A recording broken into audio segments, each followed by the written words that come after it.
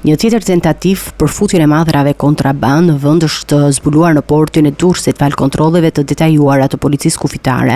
Në pranga ka përfunduar Ronaldo Ago, 38 vjeç, drejtuesi një kamioni që kishte si destinacion Shqipërinë. Sipas burimeve zyrtare të policisë, mjeti i transportit u nënshtrua një kontrolli të udhëtishëm bazuar në analizën e riskut dhe procedurat standarde të sigurisë. Gjatë verifikimeve në brendësi të kamionit u gjetën 116 aparat celular dhe 18 shishe me verë, të cilat ishin të fshehura dhe të padeklaruara në dokumentacionin zyrtar. Autoritetet bën të ditur se madhrat nuk ishin të pajisura me fatura blerjeje apo dokumentacion që vërtetojnë origjinën e tyre, çka forcon dyshimet se kemi të bëjmë me një rast të pastër kontraband. Pas sekuestrimit të sendeve, të cilat tani konsiderohen prova materiale, 38 vjeçari Ago është arrestuar në flagrancë dhe materialet procedurale janë referuar prokurisë së Durrësit, e cila ka nisur hetimet.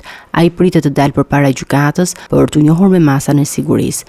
Ndërkohë, policia kufitare ka shtuar kontrollet në port për të frenuar fluksin e tentativave për futje të paligjshme madrash, veçanërisht përmes mjeteve të transportit të rënd. Raste të tilla, sipas uniformave blu, përbëjnë një rrezik serioz për ekonominë dhe sigurinë në kufi.